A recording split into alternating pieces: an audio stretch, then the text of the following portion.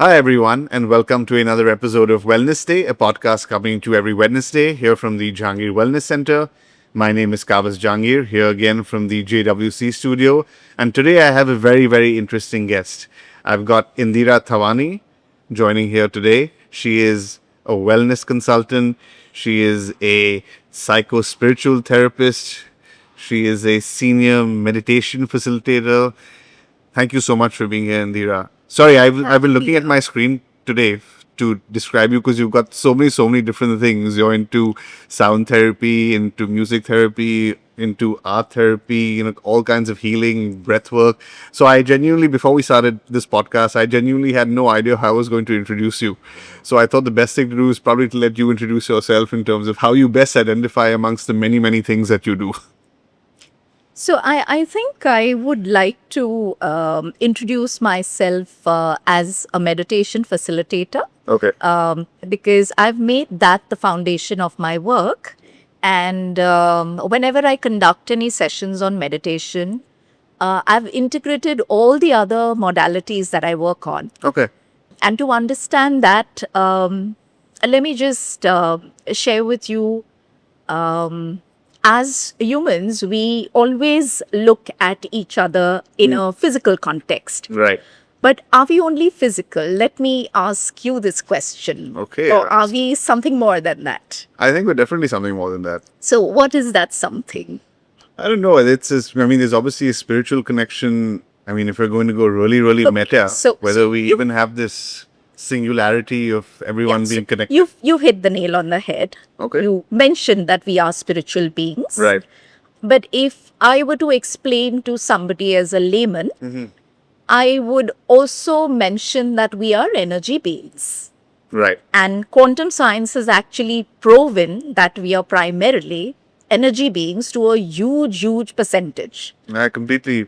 And when I'm talking about energy, I am talking about the mind, I'm talking about the emotions, Right. and our being psychosomatic individuals. Okay. So when I'm talking about the word psychosomatic, it comes from the Greek origin where psyche means mind and soma means body. Okay. So any issue that we have at the body level has definitely an origin at the level of the mind. And when I'm talking about the mind, again, very simply put, two divisions. We have what is the subconscious mind. Yeah. And we have a conscious mind. The subconscious mind rules our life by 95%. Yeah. And you can equate it with the past. So when I'm talking about the past, I'm talking about as way back as this moment to the time when we actually took a soul incarnation on the earth plane. Okay. It's as way back as that. Right. And why am I mentioning this? Because I am a past life regression therapist. Yeah, that was the other thing that I saw. So. Yeah. So we have actually transcended many lifetimes. We did not, take birth in the human lifetime right away. We were born in the mineral lifetime. Yeah. There was the plant lifetime, animal lifetime. And as the soul evolves, it reaches the human lifetime. Right. In the whole process, it carries along with it negative experiences. There are negative actions as well, which forms what is called the karmic baggage. Okay.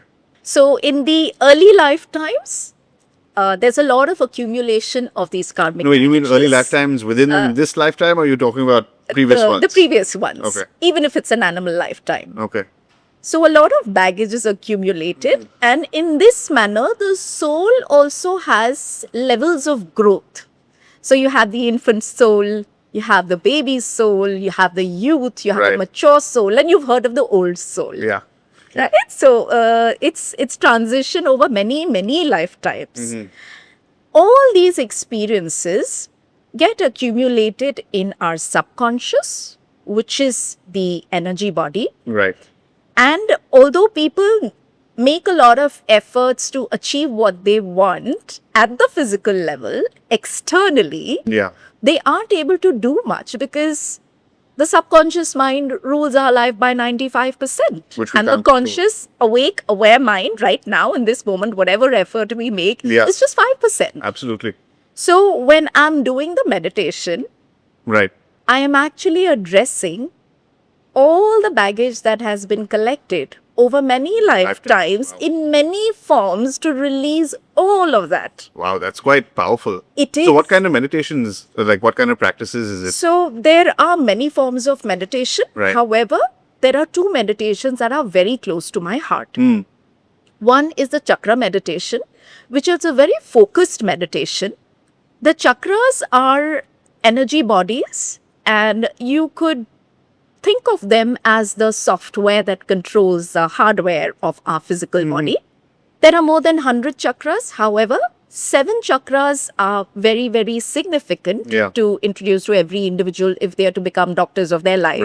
Right, right, And okay. in every area. So, in Jahangir specifically, I introduce the physical significance of those chakras in the sense that each chakra is related to an endocrine gland. You mean It physically is- on your body? Yes. Okay. So, as I said, this is the software, Right. and then you have the hardware, that is your physical body. Yeah. So, it's each chakra has a particular endocrine gland connected to Right, it. right. It has associated organs connected to it. So, when they have a physical issue, and I'm to explain to them Yeah. how they can actually take care of their physical issues. Right. I dive deep into this explanation so that they realize that the origin is actually the disturbed chakra Okay. because of, certain negative patterns, belief systems that they are carrying, which have got collected there in that particular Fascinating. energy center. So can you give So- us an example of that? Like, for example, Yeah. if I came to you and said that, oh, I've got acid reflux. Okay. For So example. if you're talking about acid reflux, I mentioned that there are 7 chakras Right. in the body. So we always do the chakra meditation from the chakra, which is the last chakra at the base of the spine. And it goes upwards. Okay. The energy moves upwards. The third chakra, which is just above the navel. Above the navel. Above the navel. Okay. So the first chakra is at the base of the spine. Spine. It's called the root chakra. The Right. second chakra is below the navel. That is the sacral chakra. And the third chakra above the navel is the solar plexus. So the solar plexus chakra is the one which is responsible for digestion. Okay. And the associated endocrine gland is the pancreas. So if one is facing issues with regard to indigestion, Right. obesity, even irritable bowel syndrome, which is a result of anxiety, which is again related to the first chakra. Yeah. So they're so interrelated that we cannot, just address one chakra, but an entire system of It's all chakras connected. and again connected to the body. Right. So when I set right, the vibrations of this third chakra that we were talking about, automatically your system will start healing itself and moving into harmony. Right. So the acidic nature will start changing. And how can we do that? We need to understand that each of these chakras is also related to a particular element. There are 5 elements in the universe. There are 7 chakras. Yeah. So the first 5 chakras are related to the 5 elements. The chakra that we were talking about is related to the fire element. And the fire element is what aids in the digestion. Okay. But if you are not exposing yourself to the sun, To the sun. Okay. Yeah. you're working continuously in an AC environment. Right, right. You, number one, have vitamin deficiency. Yeah, I was going to say a lot of people then complain about the vitamin D, which Right. makes sense to what you're saying. Right. Plus, you could have digestion related problems if the fire element itself is low. You could have issues related to fatigue. You could have issues related to low passion. Yeah. Low So passion. Low passion. Okay. What is low energy. Low passion. Okay, fine. You don't have passion for life. life, You're yeah, yeah. you're low. You're not driven. Yeah, So yeah. this chakra is what drives you. The sun energy, the fire energy is what drives you. Yeah, absolutely. That makes sense. So it's what gives you the glow on the face, Yeah, right. and it's what makes your speech very fiery. Okay. Yeah. So and this again is related to astrology also. It's related to the number 1. in astrology. So all these sciences are so interlinked. So coming back to your, first question about, what I would like to introduce. So I mentioned that chakras is what I would like to introduce to anybody who comes here. Through chakras, I also explain the connection of their early childhood and its impact on the chakras, which means I am addressing a modality called inner child healing. And inner child healing addresses the issues of the child from 0 to 21 years of age. 0 to 25. 0 to 21 years of age, and correct. all the challenges that the child has faced due to unconscious parenting. What does that mean? When you don't have conscious parents, your parents are not careful about how they are bringing you Not the up. child, They unconsciously pass on their own wounds, their own challenges, their own thought processes, which Generational they had. trauma. So that's another area. So I also introduce what is called generational trauma Okay. and ancestral healing, which again has an impact on that chakra. Yeah. So the root chakra, the first chakra, many people who come here, I give them the option of taking up root chakra, just one chakra for an experience, and then upgrading to the rest of the chakras. What does that experience mean? What is the practice? Are you breathing? Are you doing stretches? Or what is the... There is wisdom that is imparted. 80% of the session Right. involves imparting of wisdom as to how that chakra is connected to the physical, mental, emotional, and spiritual dimensions of our So you're verbally talking to them about what the Absolutely. connection And this wisdom is the wisdom that I have got through my 28 years of experience of having practiced chakras and the other modalities, plus my experience of having volunteered with 50-60 monks at a temple in southern India Wow, yeah. for 18 years. And I'm sure because of that, you can see the connections everywhere. Whether Yes, it's physically or... Yes, absolutely. actually. Absolutely. In fact, for me, it's been a journey where I have gone beyond the mind to touch the mystic dimensions, but Right. that's not something which I talk about here. Okay. So at Jahangir, actually, it's been a reverse journey. Normally, people talk about the body first and then go to, the mind and the emotions. But for me, actually, now, I'm studying more of the body connection. Okay. Very different from what I was doing earlier. But ultimately, the individual learns to journey through all aspects of life and starts moving towards fulfillment. Because we need to understand that we are actually spiritual beings. Yeah. And how has the individual really defined spirituality is very important. If you ask me, for me, it's like living life to its fullest and in the moment. I'm not oscillating between my past and my present. If I'm having That's my actually a coffee, very practical way to look at it. Because I mean, there's so many of these terms that we're Absolutely. talking about past life regression and Yeah. and all these astrology and not to be fair, that's the wrong way to say it. A lot of people think of it as mumbo jumbo, but what you talked about and what you just said is that just being present in the moment and that is very practical advice. And there is a lot of science about it. I'm It's not denying just- that. I mean to say that it is mumbo jumbo. It's like it was actually comes to the question I actually was going to ask at some point is how do you sort of dispel that kind of perception that people have that this is just I don't believe in this. This is not for me or this doesn't work. So I can only ask them to come and have a live experience. However much I talk, it's not going to convince them because I've tried that here. Right. I've shared testimonials of people, I've shared my experiences, but the openness with which the person is willing to listen is very important, and that happens only when they're facing an issue. Yeah. If there's somebody who's just coming for, a checkup because the corporate has asked them to get a just like checkup, then it doesn't happen. Yeah, but I always tell them that this is not only for you. You have family members who are aged, who would face challenges. You're not an individual who's exclusive. You're living in a society where everybody has issues. And you can't just say, this is not for me. Because when you do that, that's the way the universe treats you. That's another wisdom to be kept in mind. So you alienate yourself, you will experience that alienation in your life. So there's a lot that people really need to wake up to in terms of understanding this whole network of how we are so interconnected. To that, actually, sorry to interrupt you. Can you talk to us about some powerful experiences either you've had or that you've seen during those practices that can... Sure. So I have had loads of powerful experiences. I come from a very spiritual lineage. Okay.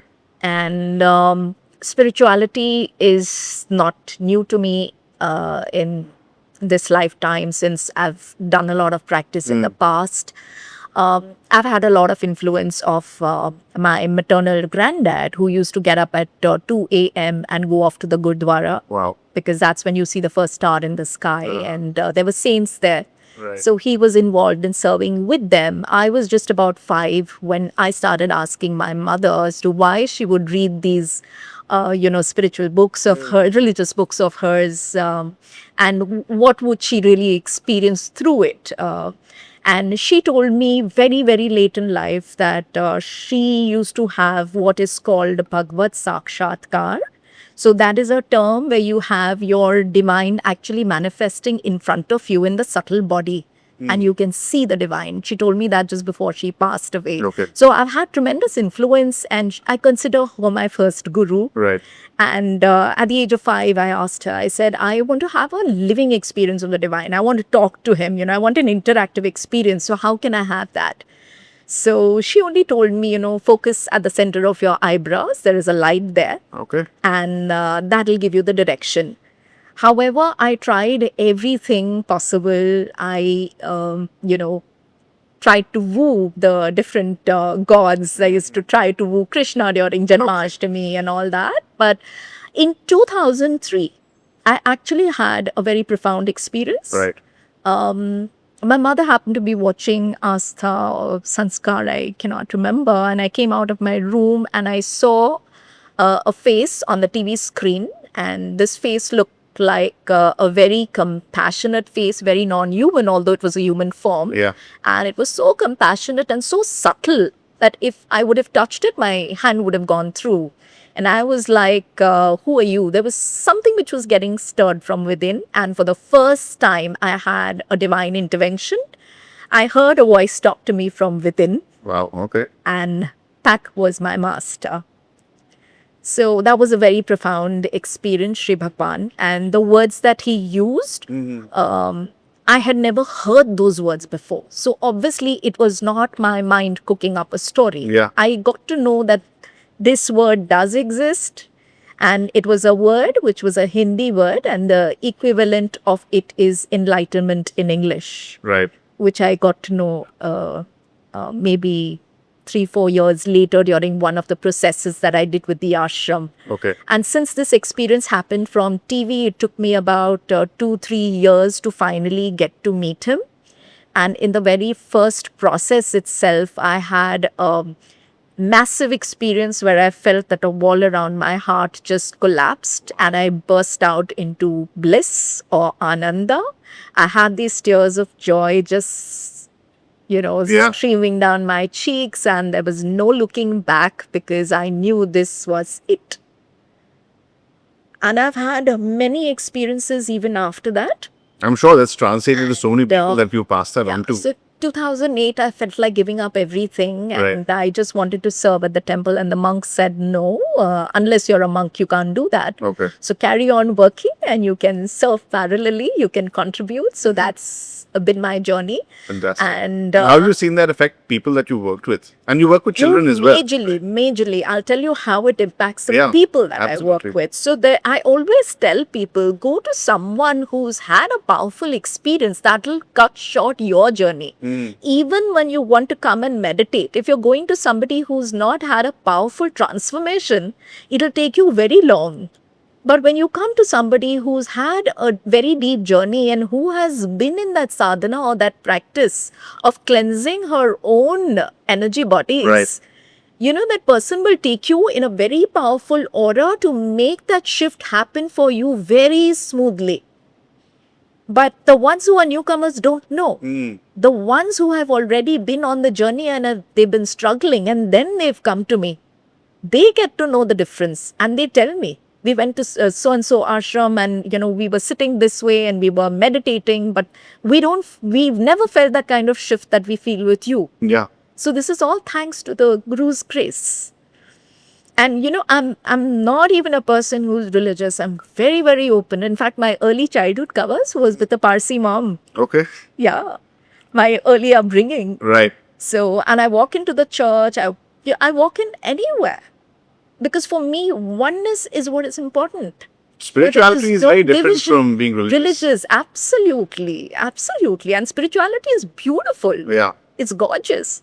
So I sometimes wonder why people feel so scared of it, because they have misconceptions about it. They've not understood what it's all about. Absolutely. They don't understand that, you begin to become such a powerful source to even manifest what you want so easily, simply by doing these modalities. So these modalities are actually sometimes, I think, a pretext to actually make them connect to themselves at a deeper level, right, and to transform their whole life to manifest whatever they want. Yeah.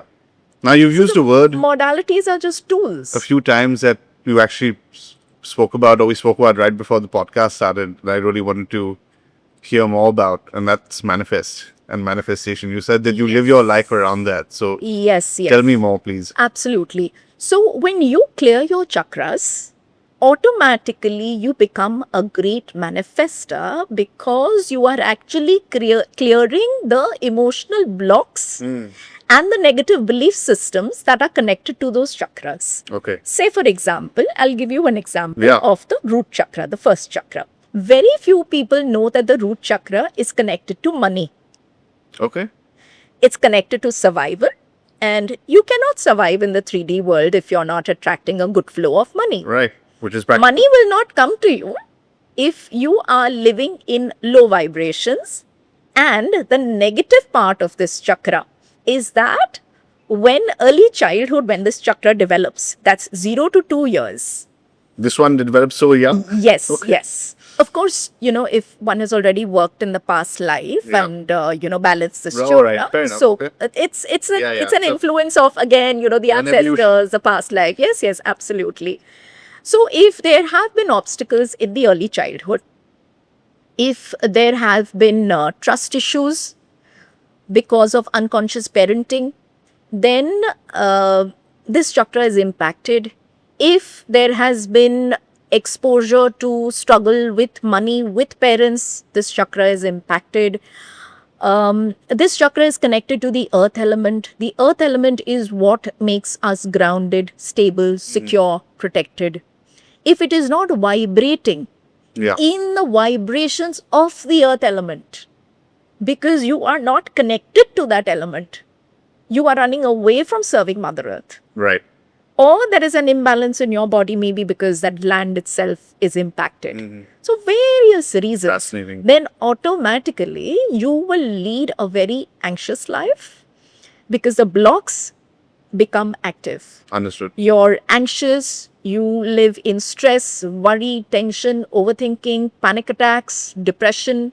So you want to clear all that out. You need to clear all that out. And then when you are in a relaxed state, you are actually vibrating in that frequency, which requires which requires money to flow to you, because Right. money will come to a person who's vibrating in a high level of frequency. Fascinating. I mean, there's so many places that I'd like to double click on and go back on. And if I do that, I think we'll be here for maybe 2-3 future lives, which you'll have to come back and get into vast. that. It's really So we'll definitely have to have subject. for you to come back and talk about all these things, because there's so many ways that I'd like to take this conversation. But I would one question that I do have is that if someone has 5-10 minutes in their day, what is the practical advice that you give them in terms of being able to do this meditation or any kind of meditation for 5 to 10 days? What is the advice that you give them if they only have 5-10 minutes a day and they're new to this and they don't have any idea of any of the stuff that we've talked about today? Right. So definitely the chakras. Each of the chakras has a certain chant, and it's a very short chant. Okay. It's a monosyllable. So it's easy to chant. That itself creates the creates the vibrations that are required to balance that chakra. Okay. When I say balance the chakra, automatically the negative emotions are released and the person gets into a state of peace and calm. It brings about harmony even at the physical level. So it takes care of all the physical issues. The organs start settling down, also get harmonized. Okay. The glands start functioning appropriately. And if they practice this on a regular basis every day, Right. because it's scientifically proven that whatever you do for a period of 21 days brings about a shift. So we know that meditation aids in neuroplasticity. So this is what I actually do. Even if I have to call them up for 21 days, I make an effort to even call them, because I know that once I've done this job of creating these new neural tracks and thicken them, Yeah. they cannot come out of it easily. I can imagine. So definitely chakra meditation with me, and then they're on their own. Then you can let them flow in any direction that they like. Absolutely, absolutely. Because I've created that solid foundation Absolutely. for them. Well, Indira, it's been absolutely fascinating talking to you about Thank you. so many things that I never knew that I'd actually be getting into and need to learn so much more about. Any last words that you like to leave us with this in mind? I would just like to say that people who come here for body checkups Right. specifically, they should come with a little more openness to learn about themselves at a deeper level and open up to these modalities, because they may not require them now, but they also have a very powerful preventive nature. So it's not about them not having any challenges in the current moment, but also preventing any issues that Absolutely. come up in the future. That's such a good point. And that you also open it up to their children. Because the earlier you start, the better it is. Not come back for, addressing issues that have already come up later in life. And children are fantastic at meditation. So I start at 5 years of age. made. Right. And my oldest till date has been 80. Wow. So please open up and explore, because this is who you are. Absolutely. And that's what we we're are- trying to Absolutely. encourage over here. Holistic wellness, Yeah. which is And exactly a lovely. so I would like to end by talking about this quote, which is a favorite quote of mine by a French philosopher and a Jesuit priest, Pierre Cardin. Okay. The famous quote that we are all spiritual beings and we are here to have a physical experience. Okay. And we are not physical beings who are here to have a spiritual experience, Absolutely. which is what most people think. Well, I think that's a lovely way to end it. I don't think there's anything more I'd like to add on. I think you left it on a beautiful note. Thank you so much for being here, Indira. Thank you. Thank you so much for having me Absolutely. here. Thank you. Thank you all, and we'll see you for next week's episode. But before you leave, do not forget to hit the like and subscribe button here at the bottom. Thank you.